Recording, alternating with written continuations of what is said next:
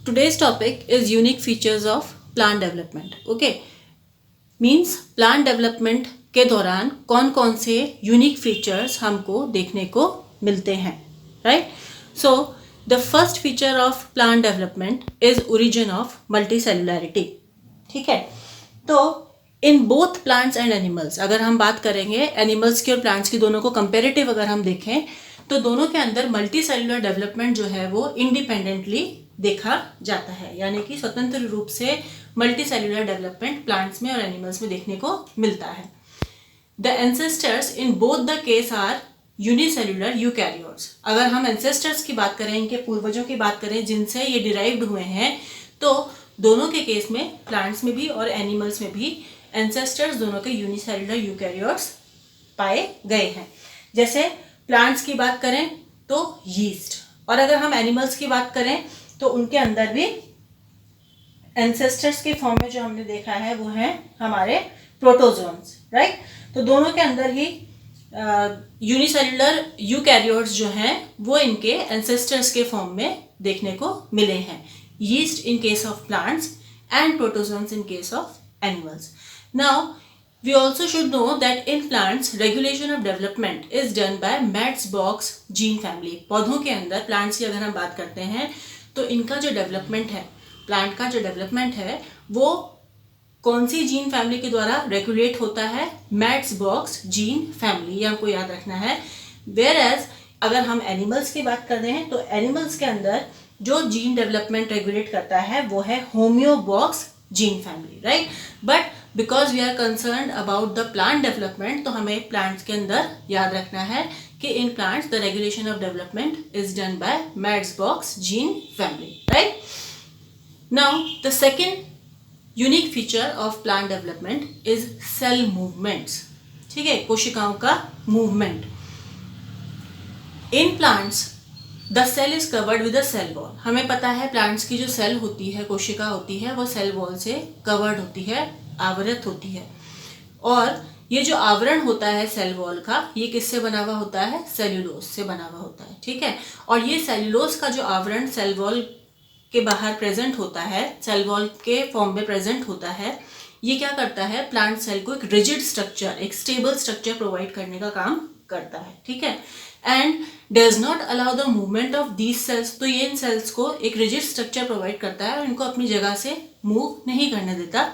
And they are fixed at a particular place, ताकि वो अपनी पोजीशन पर, अपनी प्लेस पर, उसी जगह पर फिक्स्ड रहें.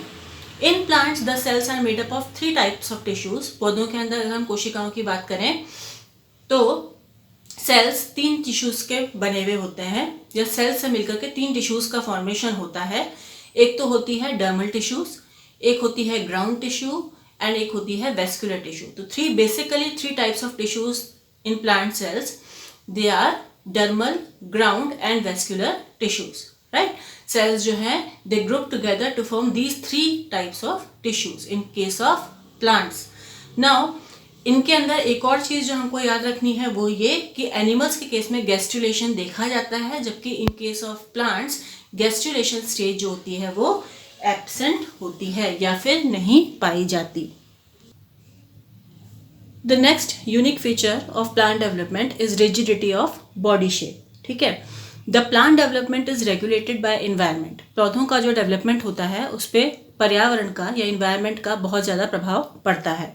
For which they need to adapt themselves according to the environmental condition. तो क्योंकि पर्यावरण का प्लांट डेवलपमेंट पे बहुत ज़्यादा अत्यधिक प्रभाव देखा जाता है, इस वजह से पौधों के लिए ये आवश्यक हो जाता है कि वो अपने आप को अडेप्ट करें इन्वायरमेंटल कंडीशंस के अकॉर्डिंग. ठीक है, अर्थात इनका जो बॉडी प्लान होता है वो कैसा होगा? वेरिएबल टाइप का होता है.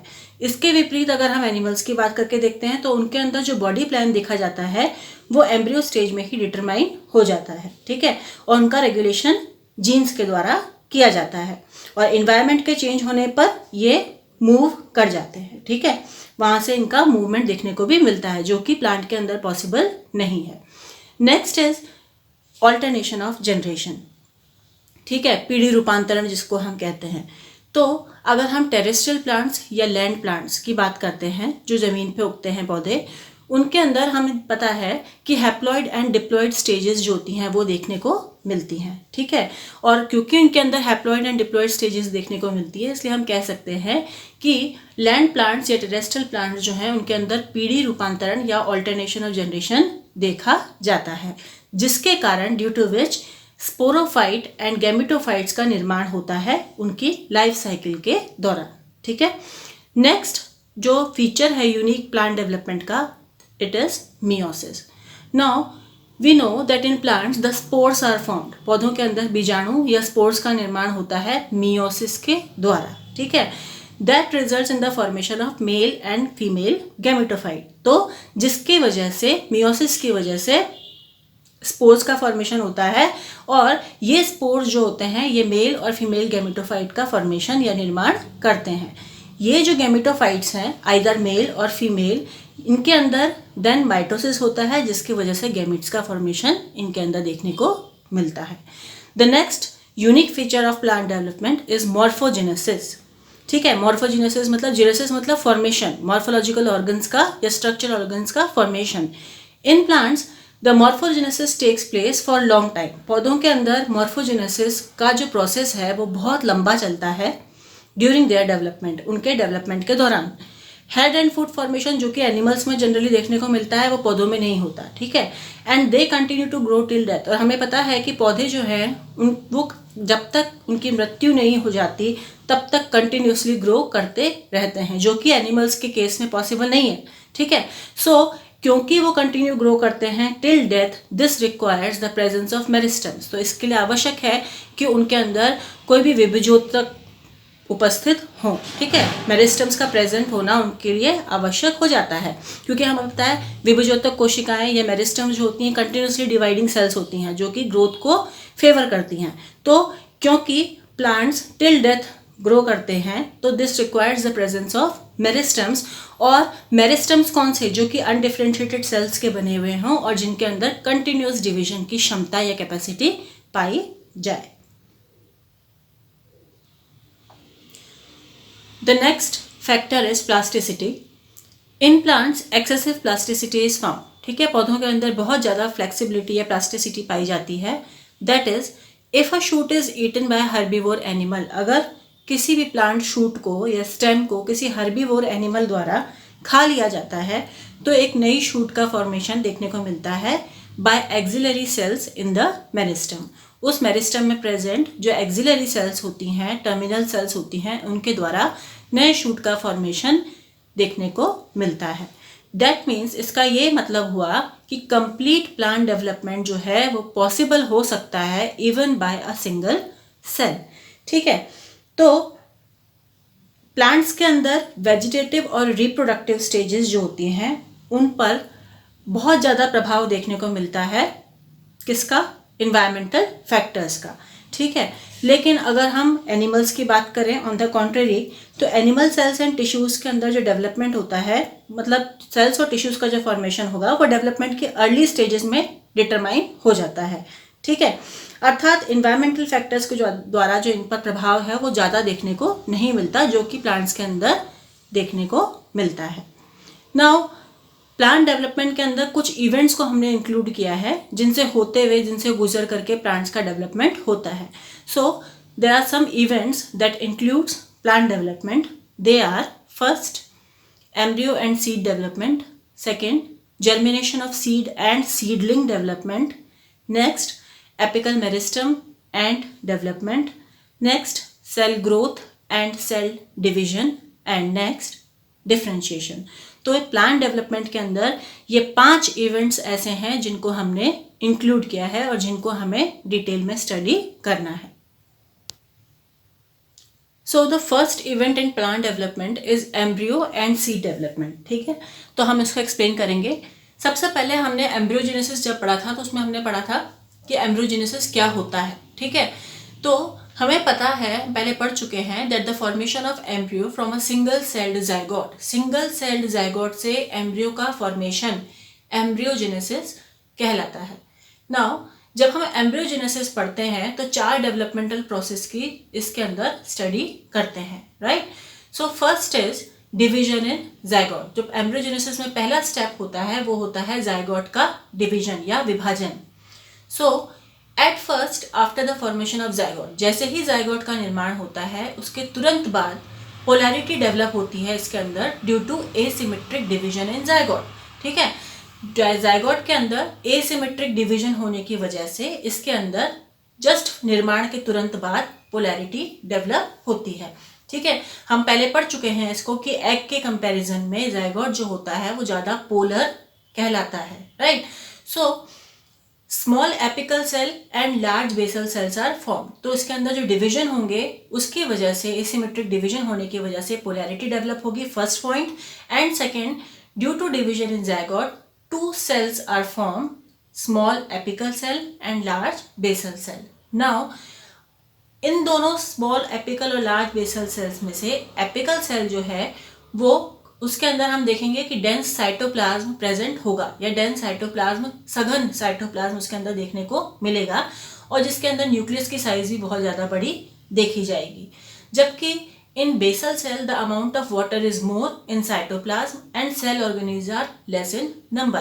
तो अगर हम कंपेयर करें बेसल सेल को एपिकल सेल से, तो बेसल सेल के अंदर अमाउंट ऑफ वाटर ज़्यादा देखने को मिलेगा, साइटोप्लाज्म के अंदर पानी ज़्यादा होगा, एंड सेल ऑर्गेनेलिज जो है उनकी मात्रा या उनका नंबर बेसल सेल में कंपेरेटिवली कम देखने को मिलेगा।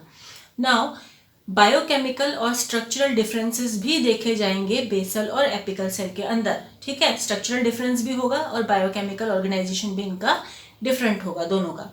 Now the complete embryo formation take place from the apical cell. हम देखेंगे कि एपिकल सेल जो है वो हम पहले पढ़ चुके हैं एम्ब्रियोजेनेसिस में भी इसको, कि apical cell results in the formation of complete embryo. पूरा भ्रूण निर्माण एपिकल सेल के द्वारा होता है, जबकि बेसल सेल जो है वो शॉर्ट लाइव्ड होता है, बहुत कुछ समय के लिए, थोड़े समय के लिए ही ये रहता है, and results in the formation of suspensor.